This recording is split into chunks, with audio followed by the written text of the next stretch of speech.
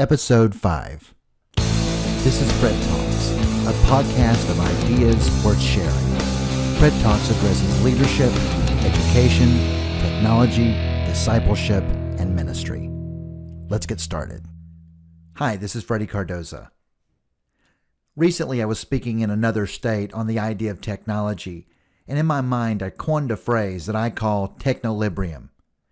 Technolibrium is the idea of gaining proper balance on technology use. Let's face it, we're all truly amazed at technology. Look at all that it does. Look at the way that it's changed our lives. And for the most part, for the good. We use technology in all kinds of things. We use it in athletics and sports. Imagine watching television and not seeing all the details and the statistics and those types of things that they provide there. We use it in medicine. Just think of all the medical advances through technology. We use it in education. Education has completely changed because of the ideas of technology. And even ministry, we think about all the ways that computer applications and other types of technology are used everywhere. And then there's the social media world. The fact is, technology has completely changed our lives already. But at the same time, we need to think through the idea of balance and make sure that we get that right. Like most things, technology is amoral, not immoral. It's not necessarily good, meaning it's not moral. It's not a moral quality of good per se. It's not like technology does good or is intrinsically good, I should say. Nor is it intrinsically bad. It's simply amoral. That's what amoral is. It means it has no fundamental, inherent moral qualities. But the thing is that technology can be used in certain ways. It's sort of like a weapon. You can think of a gun. You can think of someone that carries a gun. That weapon in and of itself is not evil. After all, that's why America has the Second Amendment of the right to bear arms. But the thing is that depending on the person using that weapon, well, that makes a big difference. So the idea is that use of something does not necessarily mean abuse of something. It all depends on how you use it.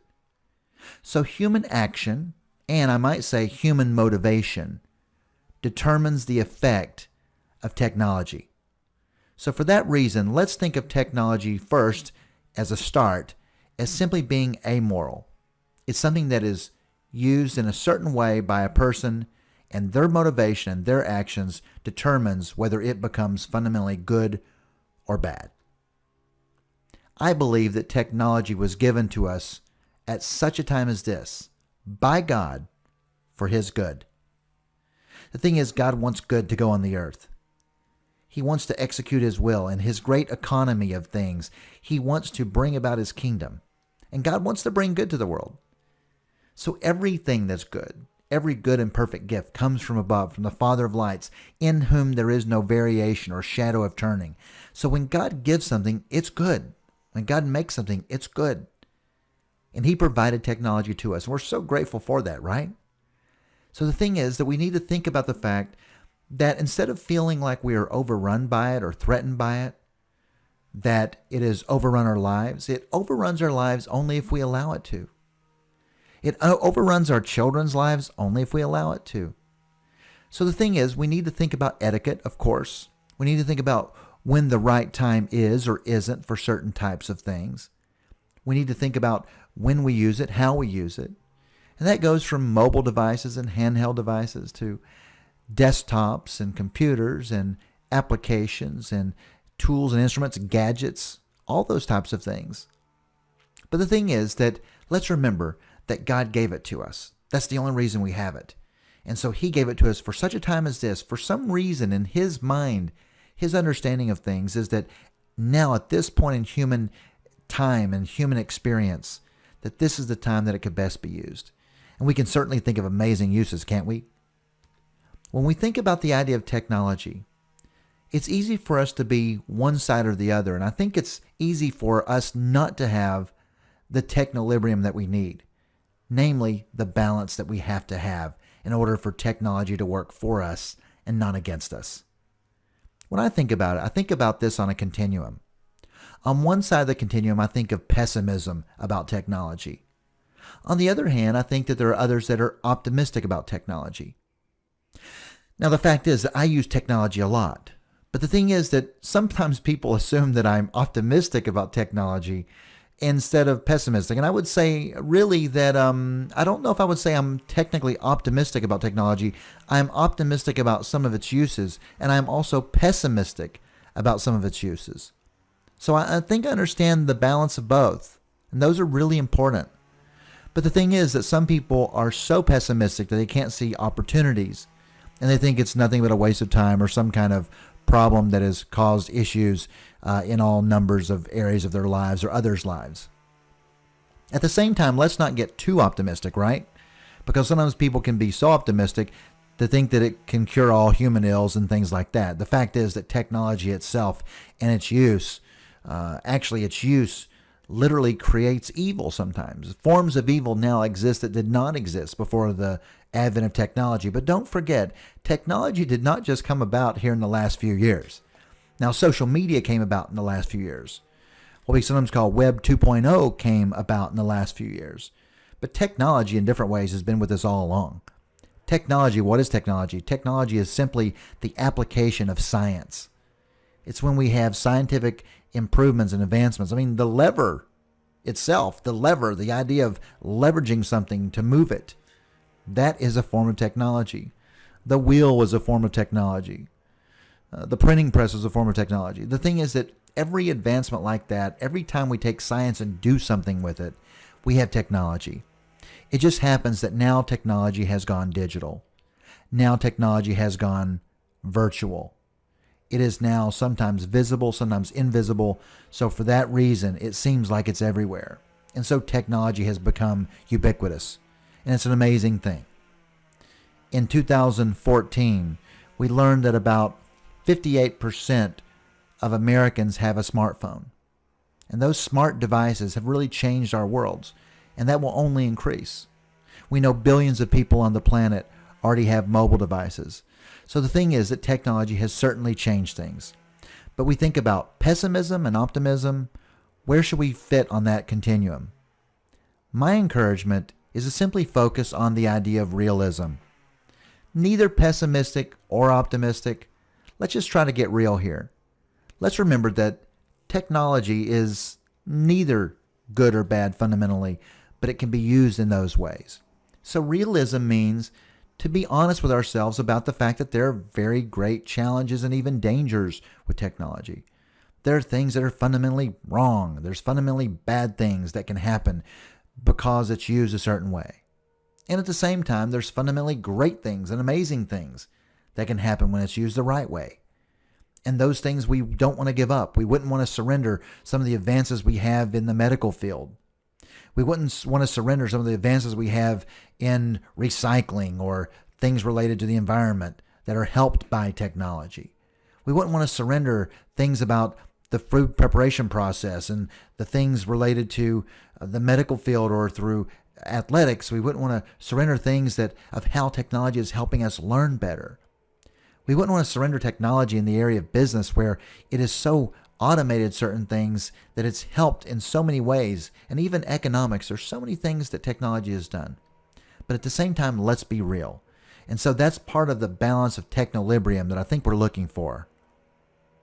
I think the main thing to think about here is the idea that technology can be abused. So let's just sort of start out by saying that, okay? Yes, it can be abused. Let's admit it. Let's not be threatened by that. Let's recognize it. And when we abuse technology, it's a bad thing.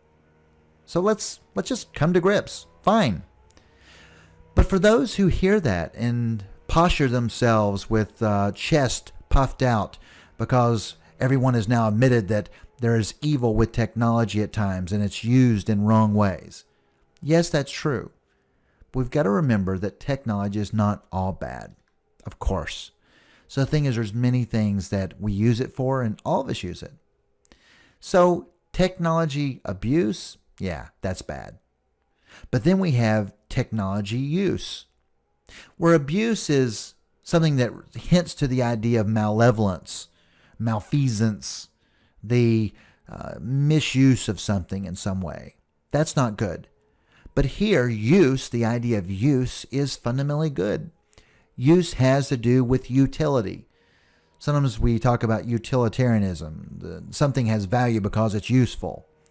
Now, though utilitarianism has some problems, the thing is that general concept is sort of valuable in some ways. Namely, that things that are useful have value to us. And so in that, technology can be useful. It's super. That's great. So using technology, that's a good thing. So let's think about not using it for bad, but using it for good. How can you use technology for good? There's so many ways we can't even count them, right? But the thing is that whether it's doing a better job of bookkeeping and handling the checkbook and the family finances, or an organization's finances, or using online banking or online giving if you're a ministry of some sort, using a website and having a website, or having an application for your constituency of your organization. For all types of things that we can do, let's look for opportunities, not to run from technology, but let's look for opportunities to use technology. But still, I have one more that's even better. And this is really where I think the sweet spot of today's idea is that I want to share with you. We could abuse technology. We could use technology. My challenge and encouragement to people is to exploit technology. Abusing technology is bad. Using technology is good. Exploiting technology, that's best. You think, the thing is, it's very interesting to me, is that the word exploitation is a bad word. I mean, it's certainly a challenging thing, and we hate the idea that exploitation takes part in our world. But let's not surrender the word exploitation or exploit as fundamentally bad in all cases. The thing is, many times we see people or things that are exploited in a good way. I think about the Christian gospel. The Bible teaches that God exploited evil and won over evil through the person of Christ. So there is such a thing as good exploiting evil. In this case, though, there's an idea of technology exploiting or being exploited by people for great things. And that's my challenge to you. Think about how you can take technology. How can you not just use it, but how can you use it to the fullest possible advantage?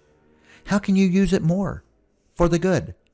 How can you take something and use it in ways that are creative and winsome and amazing, and to get in there and find additional ways to just advance your cause or your organization, or even the gospel if you're a Christian, for example? So the thing is, there are amazing things we can do. So let me challenge you as you think about this idea of technology. Yes, we have to get balance. So let me urge you to get balance in your life on the idea of technology. But at the same time, don't abuse it. But don't just use it. Exploit it. I'll see you next time.